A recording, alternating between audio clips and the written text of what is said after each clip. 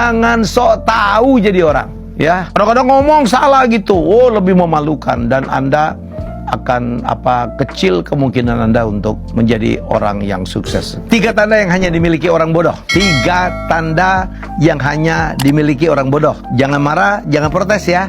Kalau saya bacain, kalau Anda protes, Anda marah, jangan-jangan Anda masuk ke dalam 3 tanda ini. 1. Orang bodoh itu menyela atau menjawab sebelum mendengarkan. Udah loh, orang Pak lawan bicaranya baru ngomong dia udah nyela tuh.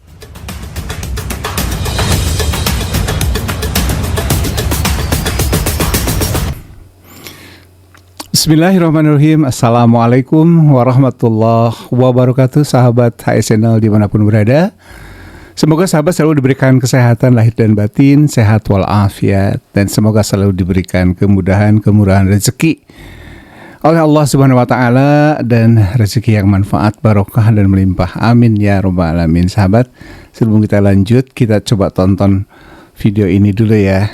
Assalamualaikum warahmatullahi wabarakatuh. Selamat pagi semuanya. Di belakang saya ini adalah Helmi Yahya. Helmi Yahya itu saudaranya Tantowi Yahya, yang dulu itu sangat viral saat beliau membawakan lagu. Ini saudaranya loh ya, saudaranya Pak Helmi loh ya. Malam hari pun tiba. Kali ini Mas Helmi Yahya ini bikin video ini. Jangan sok tahu jadi orang, ya. Kadang-kadang ngomong salah gitu, oh lebih memalukan, dan Anda akan kecil kemungkinan Anda untuk menjadi orang yang sukses. 3 tanda yang hanya dimiliki orang bodoh. 3 tanda yang hanya dimiliki orang bodoh. Jangan marah, jangan protes ya.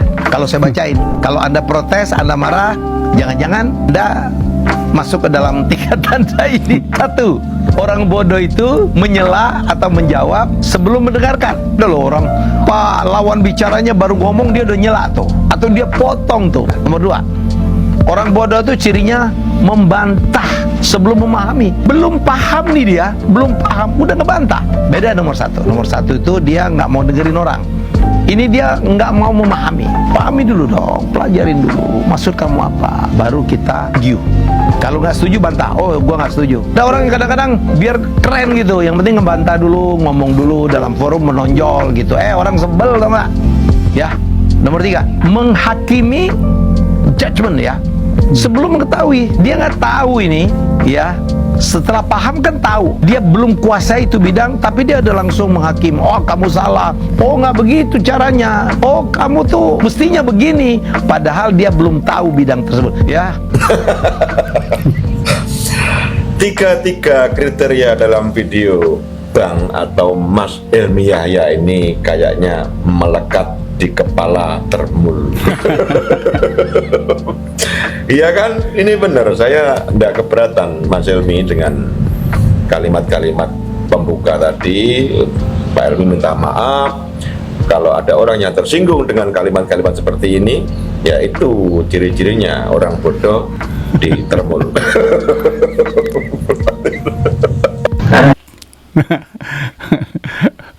Gimana menurut sahabat? Apakah setuju dengan apa yang disampaikan oleh netizen barusan ya? Lupa saya namanya itu ya. Jadi ketika kita menonton perdebatan biasanya ya, yang ya sekarang sering sekali ya terkait dengan isu dugaan ijazah palsu Pak Jokowi ini ya. Dan karakter mereka yang membela itu seperti itu ya. Dan sebagai contoh nih ya, saya berikan sebuah contoh apa yang tadi disampaikan oleh Mas Helmi Yahya ya. Rasanya ini contohnya agak lumayan tepat ya. Coba kita tonton bersama ya. Saya merasa tidak tahu sama sekali kalau bukan adanya ijazah, dan saya sama sekali belum pernah melihat ijazahnya itu seperti apa. Dan saya mau cerita apa kalau belum Statementnya Pak Kasmujo itu justru menjelaskan apa? bahwa Pak Jokowi itu benar alumni UGM. Intinya adalah dulu Pak Jokowi itu bicara di 2017 seolah-olah meyakinkan bahwa Pak Kasmujo adalah dosen pembimbing skripsi. Terus kemudian narasinya mulai diubah. Coba diputar lagi, ada nggak tadi? Gitu. Ada nggak dari Pak Disampaikan Jokowi? dosen Ada. pembimbing saja itu dosen pembimbing akademik. Enggak, Pak Jokowi mengatakan dosen. akademik. Enggak, Pak Jokowi mengatakan dosen. akademik. Yang pertama, saya ingin menyampaikan penghargaan yang setinggi-tingginya kepada dosen pembimbing saya, Bapak Kasmujo.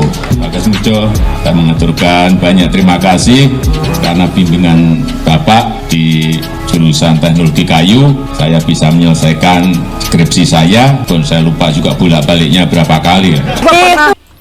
Coba saya jeda dulu ya. Ini kan maksud dari Pak Jokowi, ini kan clear ya, jelas ya. Itu dosen skripsi loh, pembimbing skripsi ya.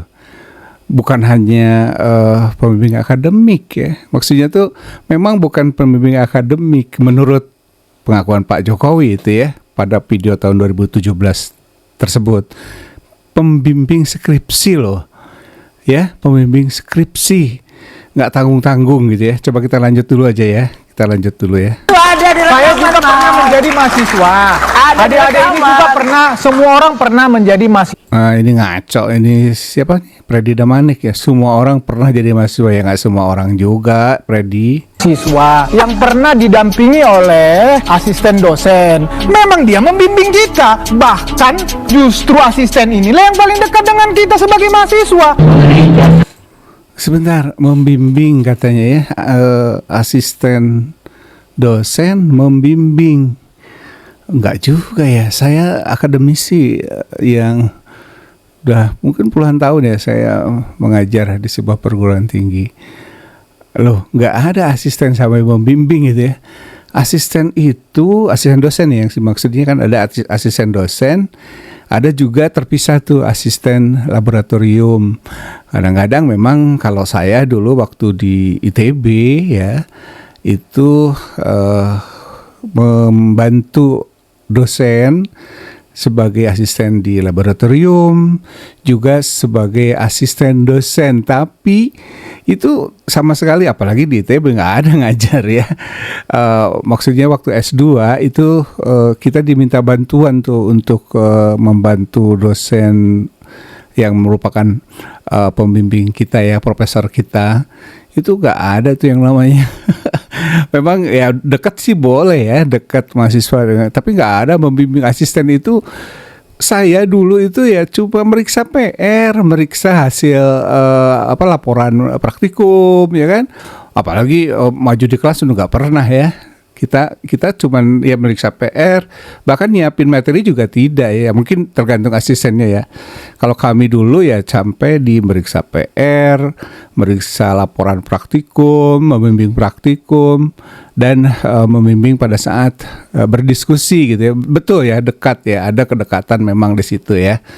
Ada benarnya sih kalau memang dekat ya. Tapi coba kita ikuti ini bagaimana sesatnya nih termul yang satu ini ya. Saya paling sama sekali paling tidak bisa cerita karena saya tidak menyinggung, tidak mengetahui, tidak ada prosesnya.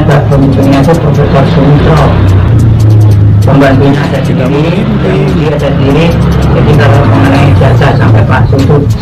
Nah, clear, Pak Kasmujo mengatakan bahwa pembimbingnya memang katanya nih ya, ini Pak Profesor Sumitro ya. Dan beliau itu sama sekali tidak membimbing ya, Pak Kasmujo ya, maksudnya Pak Kasmujo ini. Saya tidak bisa sama sekali cerita. Saya orang jujur, sopan, disiplin, jangan suka bikin apa adanya. Kan tadi kalau tadi Mas Roy mengakuin kejujuran kita anggap itu ya gak dianggap ya, itu memang jujur ya. Kalau menganggap itu misalnya ya tidak langsung, itu kan langsung pernyataannya dari Pak Kasmujo ya. itu benar, ya benar dong, ada ternyata pembimbing akademiknya. Yang saya mau katakan bahwa Pak Kasmujo ini tidak akan terlepas dari kampus UGM. Memang udah ada penjelasan ya sebelumnya pada saat Bang Rizpon waktu itu mewawancarai langsung Pak Kasmujo, itu memang bukan pembimbing akademik ya, udah clear itu ya. Ya memang informasi yang mungkin diperoleh Freddy Damanik itu informasi sesat ya, atau klaim sepihak gitu ya, seperti yang sudah disampaikan UGM sendiri pada saat penegasan kemarin. Kalau dosen pembimbing akademik, Pak Kasmujo itu asdos. asisten dosen itu nggak berhak membimbing. Adik-adik mahasiswa tentu tahu juga kayak gini. Siapa bilang masa asisten dosen tidak berhak untuk membimbing? Justru kehadiran Ini Freddy ini sesat sekali ya, sesat banget ya. Dia udah dijelaskan tuh sama Mas Roy. Saya coba perkuat ya Mas Roy ya, wah betul asisten dosen itu yang sama sekali nggak ada membimbing ya, nggak boleh itu. Bahkan jadi dosen sekalipun untuk membimbing itu ya ada syarat-syarat tertentu.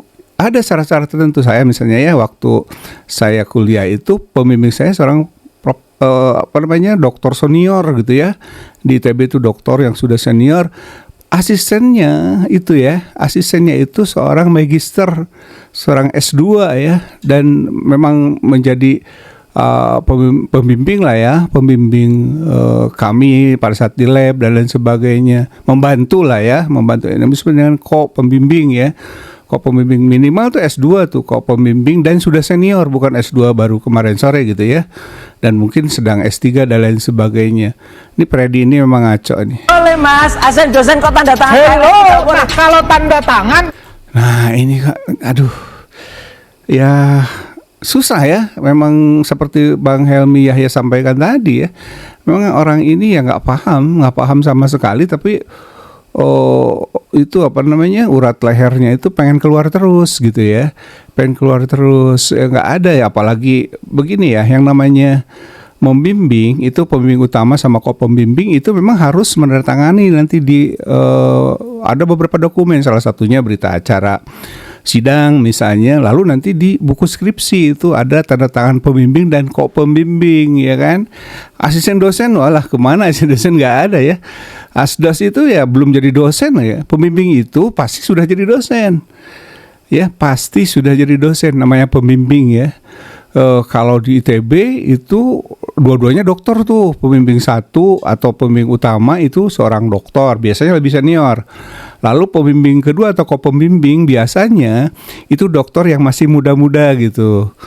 Ya, apalagi ini asdos yang katakanlah Pak Kasmujo saat itu nggak mungkin membimbing. Damanik itu mungkin ya, ini mungkin dugaan ya. Kenapa dia jadi begini? Karena dulu bimbingannya dengan asisten dosen mungkin ya. Karena mungkin dosen utamanya atau pembimbing satu dan pembimbing duanya sibuk penelitian mungkin ya. Jadi banyak didampingi oleh asisten yang tentu tidak punya legitimasi ya sebagai pembimbing. Makanya jadilah lulusan yang seperti ini ya.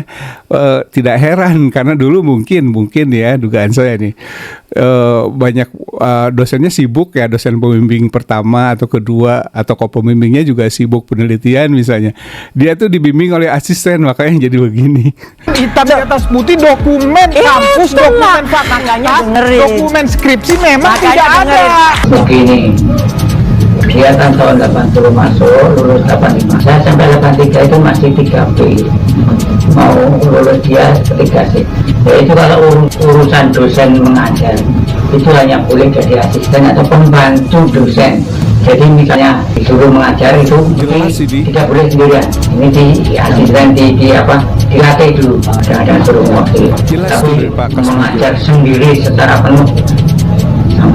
Dulu waktu itu mendampingi dosen Sinten, jadi asisten dosennya Pak Sinten, Pak Sumitro atau enggak.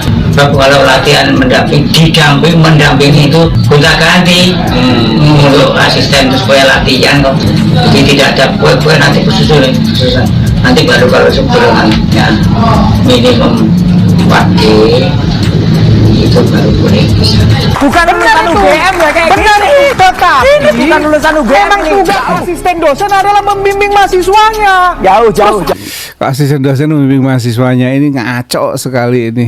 Damanik ini ngaco banget. Apa kehadiran fungsinya asisten dosen? Ayo. Asisten dosen itu membantu dosen dalam perkuliahan, bantu nyiapin materi buat dosen. Aku dulu pernah asdos, Mas. Mas pernah asdos gak? Saya nggak pernah. Ya udah, Saya pernah dilayani, tapi pernah saya pernah asdos, dilayani oleh asisten dosen. Oke.